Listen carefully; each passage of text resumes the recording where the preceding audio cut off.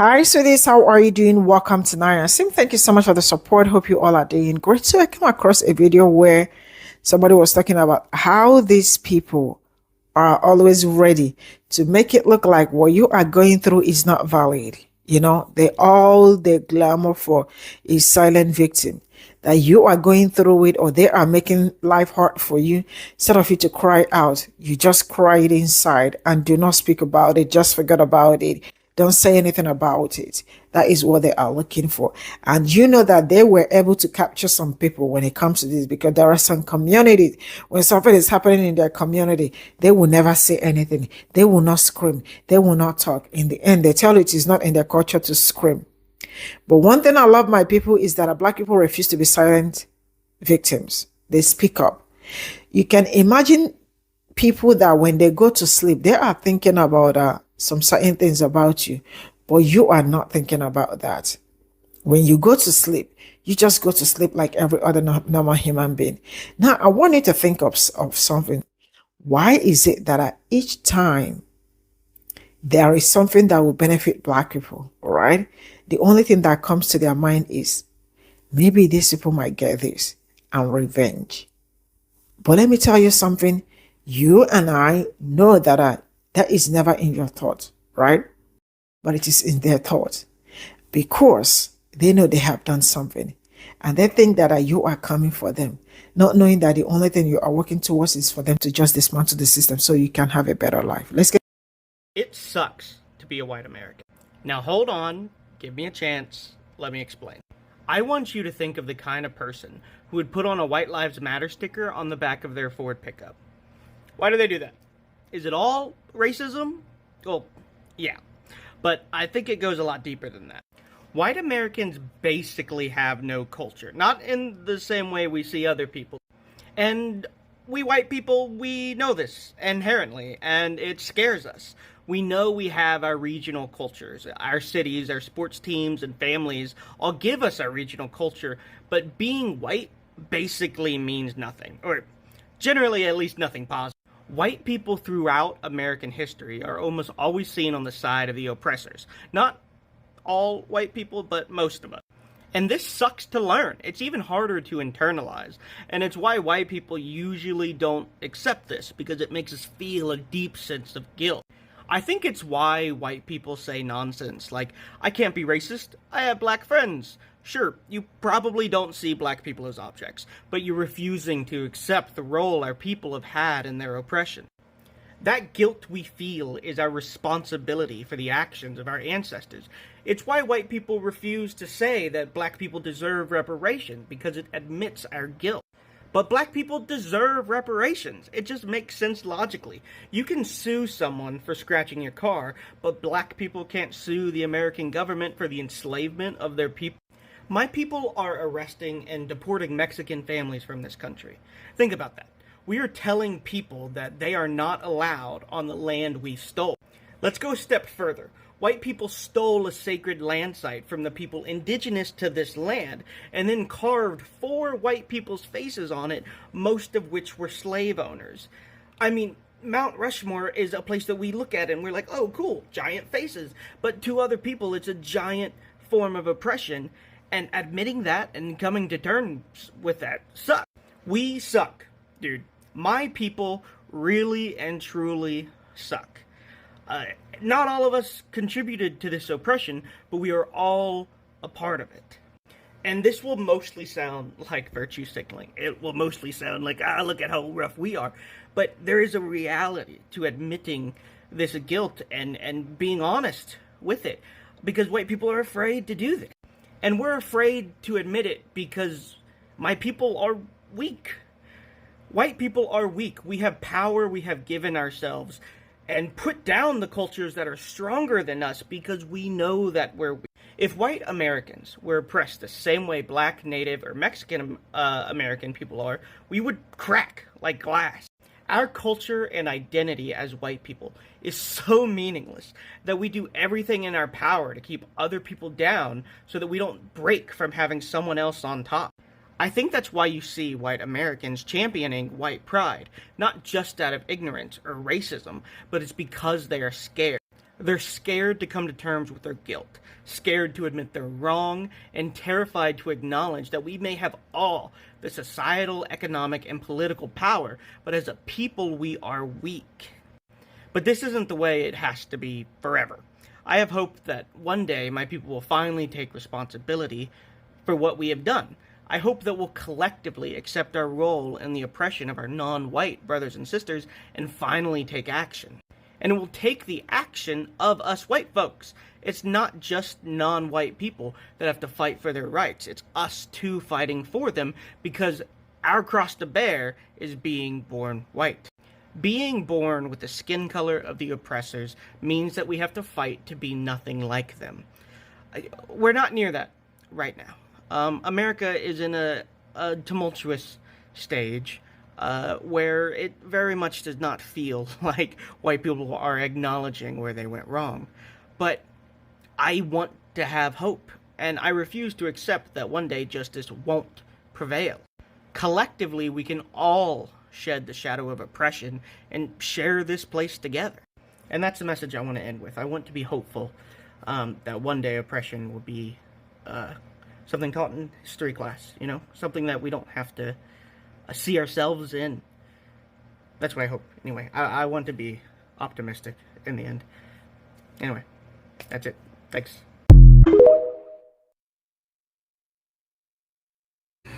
Good morning. I just saw a video from one of my mutuals, Danny Lime.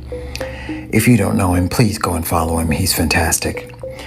He made a video about what do white people want black people to do. And I'm just going to add my little 3 cents to it, I guess. You know what, Danny? I commented on your video. It's not so much what they want us to do.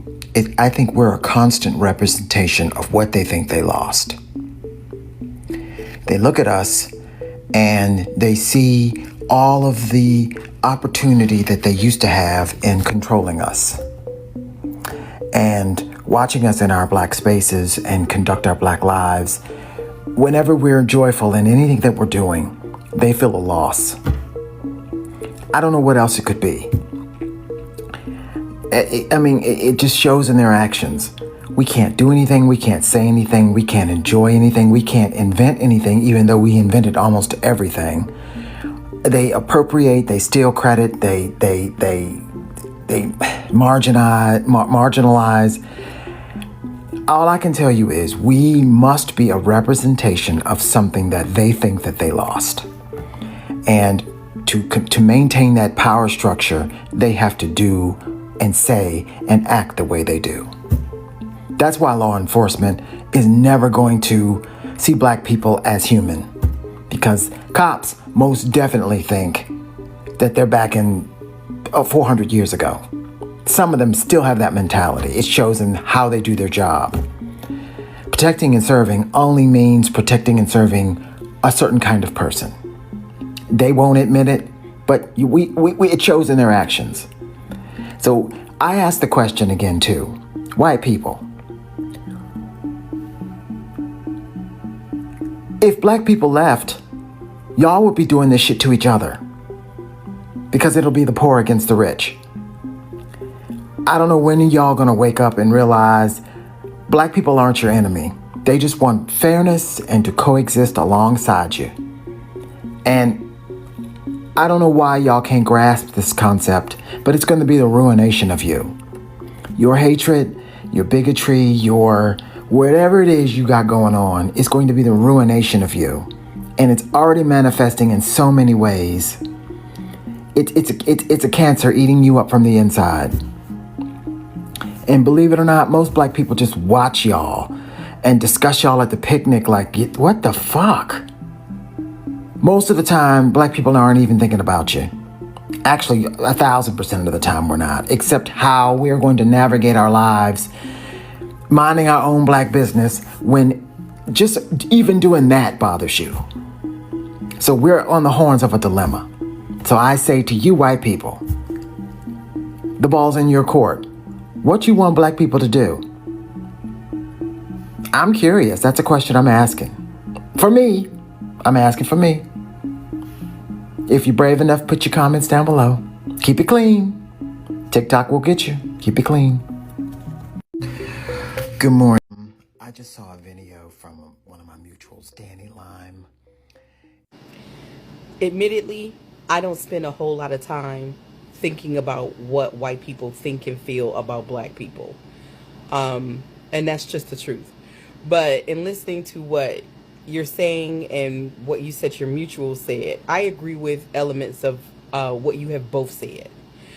I think that in response to his question, I think that what white people want from black people is for black people to be silent victims. And when it comes to what it is you're saying, basically, in a nutshell, you're saying that white people just do not recognize our humanity, and I agree with that. I think that white people think about us as something, a thing that they can use, which goes back to the whole humanity element of it, which is one of the reasons why I don't think that they recognize our humanity. Whether it was back when you're speaking about when they had us enslaved and they used us to build wealth, none of that has changed. They still do the same thing, which is why, like you said, we can't discover anything, we can't enjoy ourselves, we can't have anything, basically without them coming in and colonizing it and using it for themselves. I think that anything that black people have to offer, if white people can use it to benefit and or enrich their lives as a collective, they're going to do it. And they don't want black people complaining about that. They want silent victims, going back to what your mutual said. If they can work us for pennies on the dollar, they're going to do it in order to build wealth. If they can steal our ideas, they're going to do it in order to benefit themselves and build wealth for themselves. If we invent anything and try to get it patented, if they can steal it, they're going to do that. We see that with a TikTok video or dance over here on social media. That's why they're always looking over the fence at us and seeing what we're doing, because they don't see us as people. They don't recognize our humanity. They have always seen us as a tool they can use, like a shovel or a rake, in order to make the job of their lives of living easier for them. If they can take it and if it makes and enriches their life in any way, because we are a thing for them to use, they feel more than comfortable doing that. And then when we complain about that, and how it robs us and our communities and generational wealth from being out of reach for us, then that is when they double down and triple down on the racism and the victimization of black people. But yeah, at the end of the day, now do I think that of all white people? Obviously not. I don't think that all white people feel this way, but I think that the collective does. In their minds, black people are just a thing for them to use.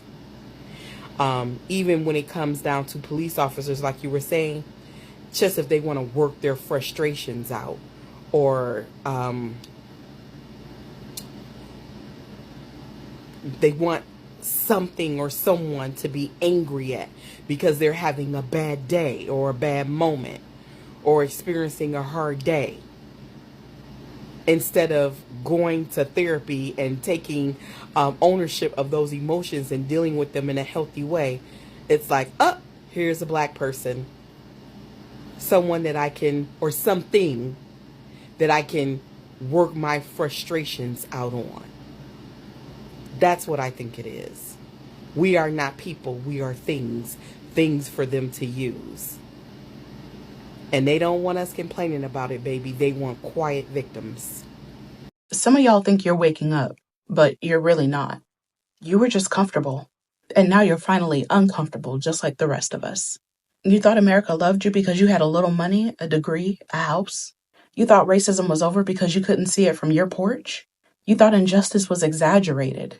You thought people protesting was making it worse. You thought history was just history. You weren't awake. You were asleep, dreaming about how we've come so far, but now that you're losing rights, now that your kids can't afford housing, now that your healthcare feels like a scam, now it's real to you, right? We've been awake. We've been bleeding. You just finally noticed the blood. Welcome to the real America. We've been waiting. The worst person you know, some of the worst people you know, and in many cases, covertly the worst people you know, usually are surrounded by a very strong community that are really upholding and supporting them. There is more truth to this than people will want to realize. What people generally don't understand is that it is not that hard to do bad things.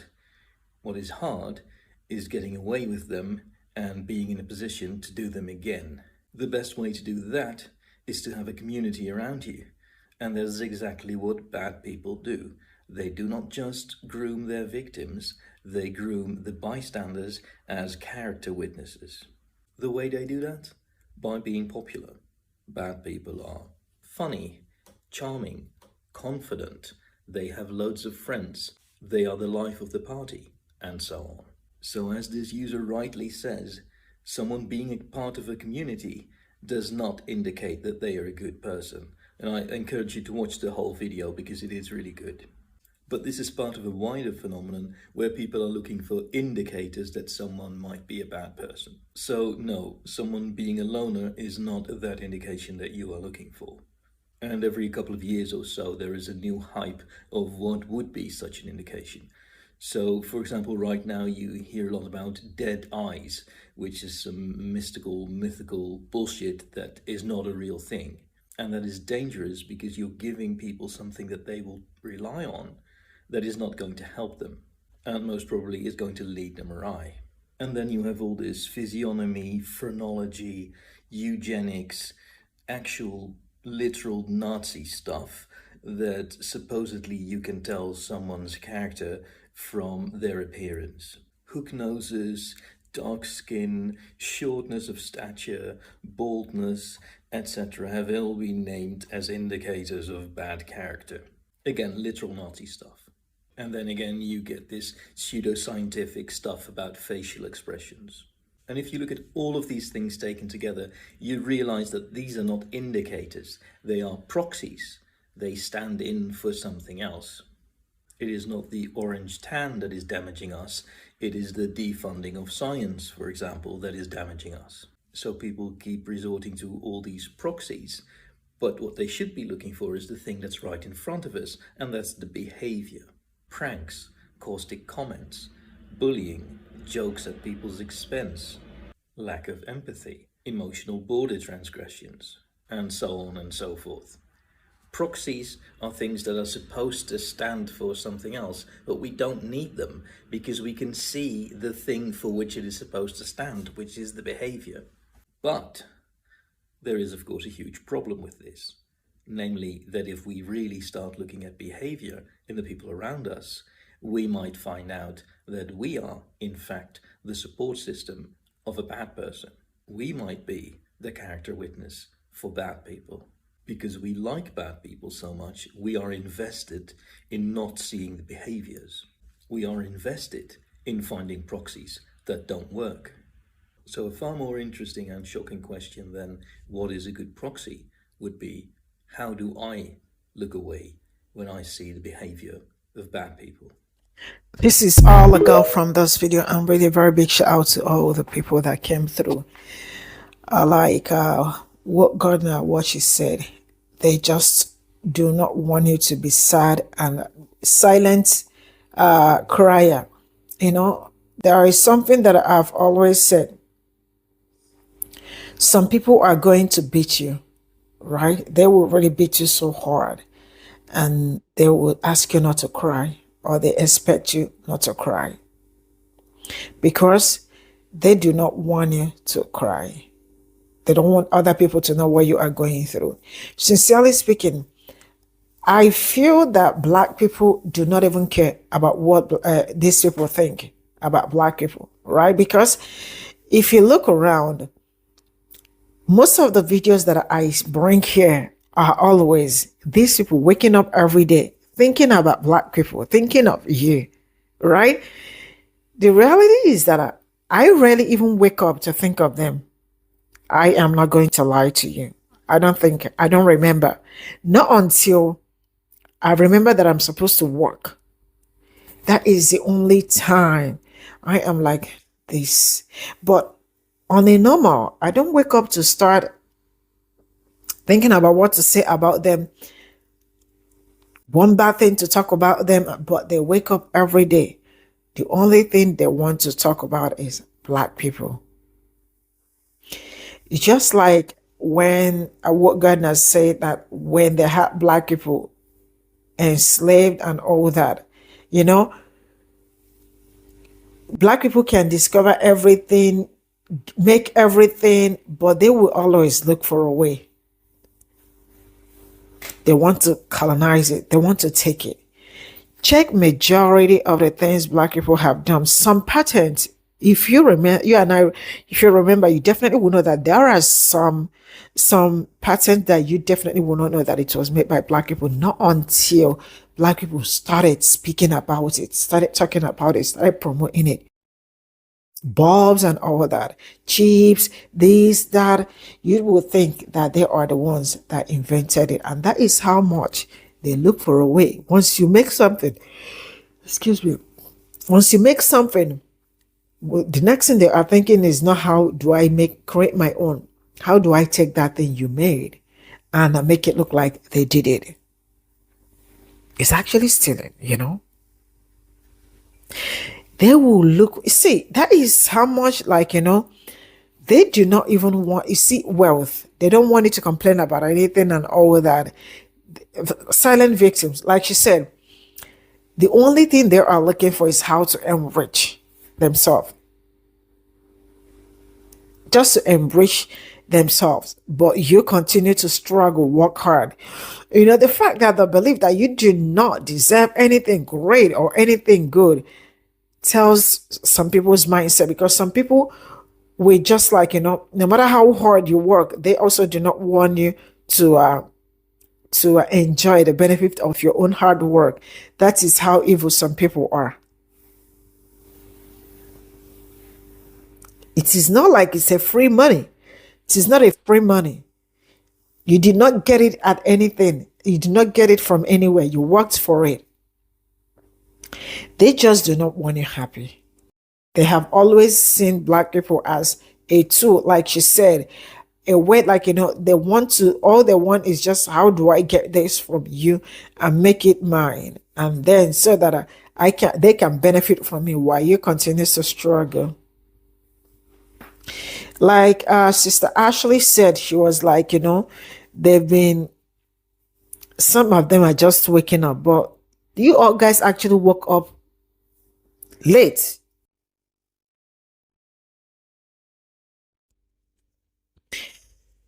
You know, when you talk about racism, they are always like, stop talking about it because it's going to go away when you stop talking about it. But you are the one experiencing it.